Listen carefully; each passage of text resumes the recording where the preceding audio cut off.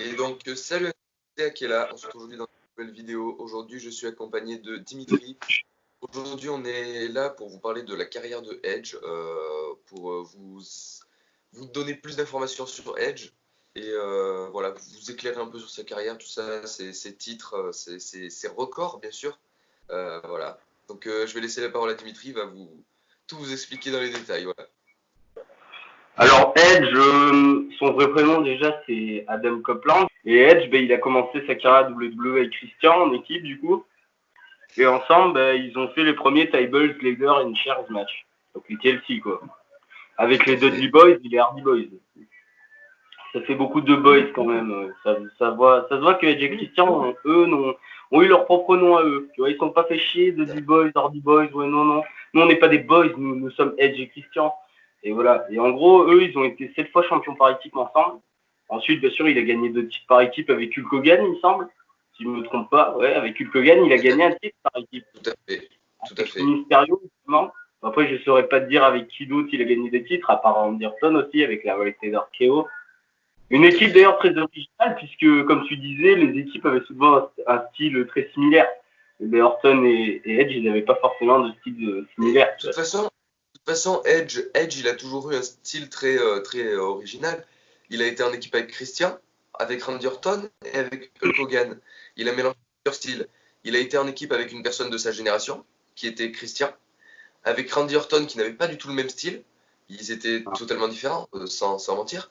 Et avec Hulk Hogan, qui était du coup un vétéran enfin un vétéran, pas tout à fait encore un vétéran, mais c'était un catcheur expérimenté de la fédération. Donc En c'est un catcheur qui a 2005, à partir de 2005, tu peux dire que c'était déjà un vétéran, parce qu'il a gagné équipe par équipe en 2005 avec Hulk Hogan. c'est vrai, mais c'était pas. Voilà, bon. Il apparaissait déjà plus qu'aujourd'hui, quoi. Bon, Hulk Hogan, maintenant, il est plus tout jeune, hein, mais bon. Après Hulk Hogan, il n'a pas remporté 5 fois le titre intercontinental. Écoute, Edge, il les l'a légendes du. remporté 5 fois. Edge, ça a été un 5 fois champion intercontinental. Il a eu des règnes plutôt intéressants. Et Edge aussi, c'est le premier à être devenu champion des États-Unis de la WCW, attention, et champion intercontinental. C'est-à-dire, il était double champion. J'ai essayé de faire l'anglais, mais c'est pas la peine. Tout à fait, tout à fait. Ouais, Maintenant, et oui, il a réuni rappelle-nous les deux rappel- ceintures. rappelle-nous le nombre de fois le titre de la WWE. Alors là, À WWE, il a été 4 fois, il semble. ouais, Et il a été 7 fois champion du monde poids lourd. Donc il a le record au niveau du champion du monde poids lourd. Du coup, c'est un 11 fois champion du monde. Il a gagné aussi son dernier match à WrestleMania face à Alberto Del Rio. Il a dû du coup laisser tomber la ceinture. Et c'est là que s'arrête la carrière de Edge. tout à Et fait. jusqu'à ce qu'il revienne au Royal Rumble, bien sûr. Voilà, ça arrête la carrière, pas tout à fait. Après, surtout à cause de son problème à la nuque, sa blessure. Il a dû prendre sa retraite, sinon je pense si jamais il avait jamais eu cette blessure, il serait encore sur les rings depuis un moment, il aurait jamais arrêté.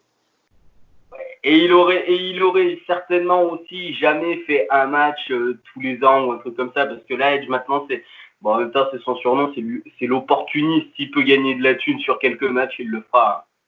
C'est Edge. Maintenant, moi, j'aurais aimé avoir ton avis sur une chose. C'est Edge Randy Orton au Royal Rumble et même après à Raw.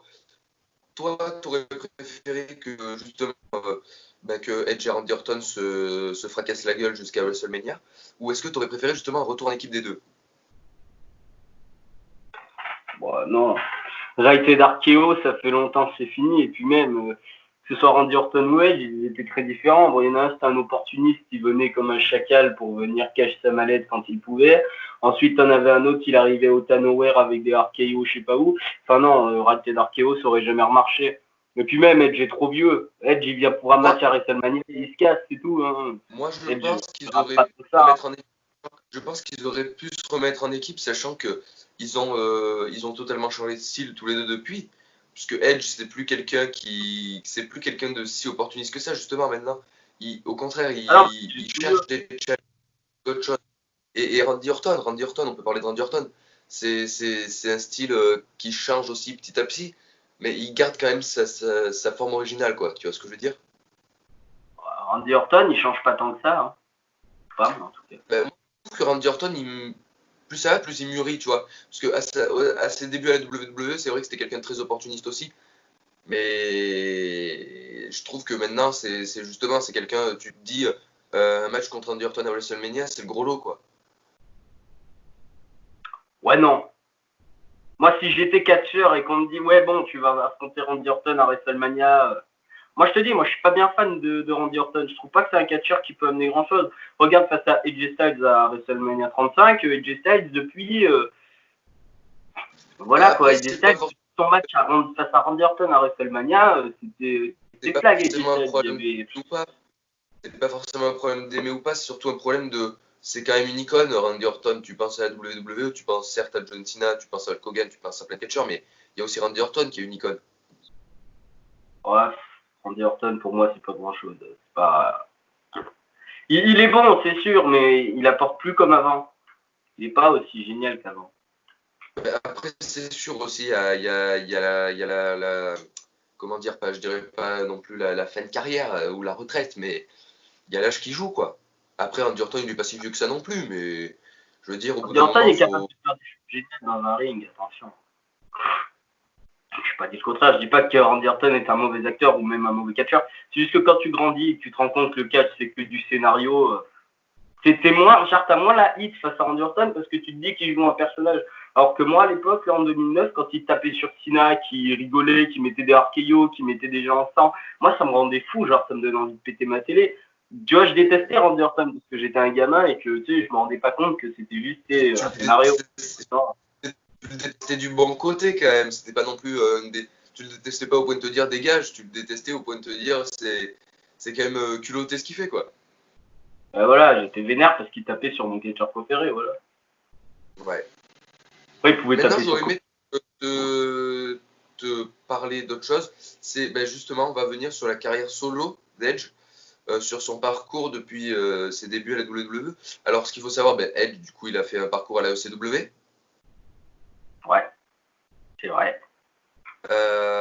J'aimerais savoir ton avis sur ce parcours-là à la ECW. Ouais, tu sais, Edge, son parcours à la ECW. Moi, j'ai trouvé son parcours plus intéressant à la WWE qu'à la ECW quand même, parce que la ECW, c'est quand même une fédération bien plus différente que de la WWE, donc c'est Enfin, moi, je sais pas ton avis à toi, mais moi, pour moi, la ECW, c'était la NXT d'aujourd'hui, quoi. ça. Moi, je suis d'accord Pour moi, avec c'était. toi. Mais genre, par exemple, avant la ECW, tu avais par exemple Rob Van Dam, il était à la ECW et il avait C'est ce piqué que le titre ouais. WWE. Jamais tu verras Adam Cole débarquer, piquer le titre WWE et se tirer à NXT. Et il restera dans le roster principal. Après, peut-être que la ECW, c'était aussi un roster principal. Ouais. C'est ça la différence. Et puis, ils essayent de de faire un petit peu depuis Survivor Series. Ils essayent de faire en sorte que NXT soit un show principal, mais pour moi, c'est pas bon. Parce que NXT, pour moi, ça a toujours été un show en dessous des autres. Parce que je suis désolé, le titre NXT, il a rien de si grand chose que le titre C'est pas que ça a été WWE. show, pas que c'est un show. C'est juste que NXT par rapport à Raw et SmackDown, c'est beaucoup plus récent. Donc il faut aussi le temps à NXT de se créer une réputation, de se fabriquer ça. Et justement, en ce moment, moi, ce que j'aime bien NXT, c'est que ils sont en train de faire quelque chose de bien. Ils sont en train de ramener du public. Ils sont en train de. Après, c'est la WWE, donc tu peux pas passer à côté de la NXT. Après, si jamais t'aimes pas NXT, je te le dis franchement, va regarder W, quoi. C'est pas que j'aime pas la NXT, c'est pas ce que j'ai dit. T'as pas compris ce que je t'ai dit. Je t'ai dit juste que NXT en dessous de Raw et SmackDown, c'est tout. Pour moi, même si Undisputed Era, il reste à NXT, parce que moi, si je regarde NXT, c'est juste pour l'Undisputed Era. Hein. Et Keith Non, Lee, mais moi, c'est voilà. juste Keith Lee. NXT, c'est beaucoup plus récent aussi. C'est 2010 NXT. Hein. Après, si tu regardes Undisputed Era, ils en ont fait un clan plutôt génial, quoi. Tu vois, genre, t'as 4 bons catcheurs. Par exemple, si tu regardes O'Reilly et Fish, avant, ils bossaient dans d'autres fédérations, ils étaient connus et tout. Alors moi, quand j'ai vu O'Reilly et Fish arriver aux côtés d'Adam Cole, je savais déjà qui était Kyle O'Reilly, Bobby Fish, et même Adam Cole. Adam Cole, pour moi, c'était génial de le voir, mais bon, maintenant qu'il est champion de la NXT, je pense qu'Adam Cole, soit ils font passer toute l'Undisputed Era au prochain draft d'octobre, soit ils font juste passer Adam Cole. Parce que moi, je sais pas, Adam Cole, dès qu'il perd le titre NXT, pour moi, il se casse à SmackDown ou à Raw. Tu vois, il a plus rien à faire à NXT. S'il n'y avait pas eu la NXT, t'aurais jamais eu Otis, t'aurais jamais eu ces superstars-là à la WWE dans le roster principal parce que c'est grâce à la NXT. En fait, la NXT, tu passes par la NXT une fois que tu passes au centre de formation, tu passes à la NXT et après tu as une chance de passer dans le roster principal. Mais moi, je pense qu'au fil des années, la NXT, ça va se généraliser, ça va devenir un roster principal. Ça va plus être Raw SmackDown et en dessous NXT, ça va être NXT Raw SmackDown. Point. Je pense que ça va être quelque chose de bien, quoi. Ils ont révolutionné le catch. T'as Keith Lee. Moi, Keith Lee, c'est un catcheur que j'aime beaucoup. Keith Lee, je veux le voir dans le roster principal. Moi, il y a des catcheurs comme ça qui sont à la NXT qui me plaisent beaucoup. Voilà, après, t'as la NXT aussi, ça marche un peu comme le foot, tu vois. Ils recrutent un peu, tu vois. Par exemple, ils ont pris Finn Balor, ils l'ont emmené à NXT, tu vois. Ils font un peu des échanges entre eux, tu vois. C'est une preuve que Vince McMahon aussi, en plus d'être intéressé par Raw SmackDown, il veut aussi faire progresser la NXT, tu vois. Ouais, mais après, il faut se dire que si Finn Balor il est retourné à NXT, c'est parce que le film l'a changé. C'est surtout ça. Sinon, t'aurais pas Finn Balor à NXT. Ouais, mais bon. Bon, du coup, revenons à Edge, parce que là, on est un petit peu en train de se perdre Ouais. vers la NXT et Undisputed Era et toute compagnie. Là. Du coup, ouais, on parlait du parcours ICW de Edge, mais moi, j'en ai rien pensé, puisque moi, j'ai pas regardé la ICW. Voilà. La WCW, ça t'a un petit peu créé Mark Henry, ça t'a créé Great Khali, ça t'a créé Ben, Kane, euh, oui, ça t'a créé d'accord, un on petit peu est de CM d'accord avec Punk. toi. Mais après, la FCW, c'était un style de catch. La FCW, c'était du hardcore catch, hein. C'était des coups de batte avec du barbelé dessus. C'était violent. Ouais, non, mais ouais, quand il y avait John Morrison, le Miz, Mark Henry et tout, c'était pas Moi, ça. je te le dis Moi, tu me parles franchement, la je te le W dis de franchement, Tony Jr., oui, et du je Sandman, te, mais je te le ouais. dis franchement, quand je vois la WWE aujourd'hui, je me dis que jamais ils font ça. Je veux dire, moi, tu vois, encore il y a quelques années, on voyait des matchs un peu épiques, tu vois, mais moi, aujourd'hui, moi, je vois plus des matchs où il va y avoir du sang ou quoi. Je sais pas pourquoi je le sens. Je sens que le catch, ça va devenir plus du bisounours qu'autre chose, en fait, tu vois. Ouais, c'est pas une question de bisounours, c'est que bon, il faut se dire quand même qu'il y a des matchs Extreme Rules où il y a quand même, je sais pas, enfin après ils peuvent pas non plus faire des Extreme Rules tout le temps, quoi. Le but c'est quand même d'avoir une storyline qui intéresse. Si par exemple tu mets Apollo Crews contre Ricochet dans un match Extreme Rules, ça va pas emballer des gens. Il faut mettre des superstars, créer des storylines. Par exemple Roman Reigns, Adam Cole pour par exemple, je sais pas, un titre universel ou même intercontinental, ça ambiancera, même si c'est pas Extreme Rules. Il faut juste mettre des C'est gros vrai. noms, hein, Mais puis ça marche. après, bon, on va dire qu'on a fini sur Edge. Moi, j'aurais aimé avoir ton avis sur un autre point. On va parler de Money in the Bank.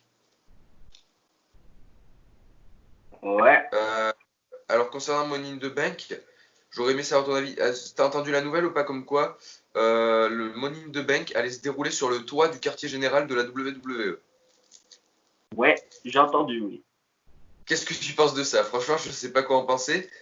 Alors, moi, je pense que la WWE va réussir à amener des scénarios avec ces spotlines-là. Après, vu que c'est quelque chose de tourné, moi, ce que je m'attends, moi, quand je pense à ça, je m'imagine des gars qui vont chuter du 15e étage de la tour du QG, tu vois, je m'imagine des trucs de fou. Parce qu'on a déjà vu ça avec Baron Corbin et Elias quand il le fait tomber. Bon, après, c'est scénarisé, bien sûr, il n'y a pas de public, c'est filmé à l'avance, tout ça, c'est monté, tout ça. Mais moi, je pense que ça peut faire quelque chose de bien, tu vois.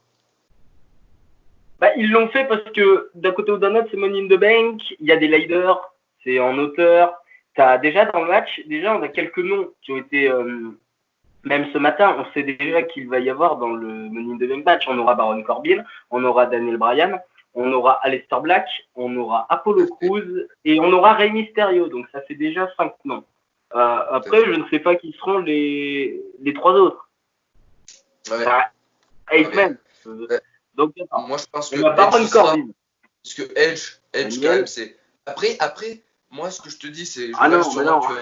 non. Tu vas sûrement, tu vas Enfin, sûrement penser que je rêve. Attends, tu vas sûrement penser que je rêve, mais moi ce que j'attends, c'est quand même le retour du Mister Money in the Bank en général, le grand Mister Money in the Bank. CM Punk. CM Punk. Je veux le voir, Money in the Bank. Je veux le voir, CM Punk. Parce que moi, je pense qu'en ce moment, la WWE sont de plus en plus silencieux sur CM Punk, donc je pense qu'ils veulent essayer de nous le faire un peu oublier pour qu'il puisse revenir un peu plus en force, tu vois. Tu vois ce que je veux dire? Moi, je pense que. Je sais pas. Je sens ce Money in the Bank. Je sens du CM Punk. Je le sens. Moi, j'en sais rien. Personnellement, je veux pas me J'en sais mettre à rien. l'avance ou quoi, mais ça me... Merci à tous d'avoir suivi cette vidéo. Je vous remercie d'être, j'allais dire d'être aussi nombreux à regarder mes vidéos, mais pour l'instant, on n'est pas encore en grand comité. Mais voilà, bon, n'hésitez pas à partager mes vidéos sur vos réseaux sociaux. N'hésitez pas. Merci Dimitri surtout. Voilà. Rien, Pour ta écoute, ça fait plaisir. participation. N'hésitez pas à liker, à vous abonner à ma chaîne. Et moi, je vous dis à la prochaine dans une prochaine vidéo. Ciao, ciao. Salut.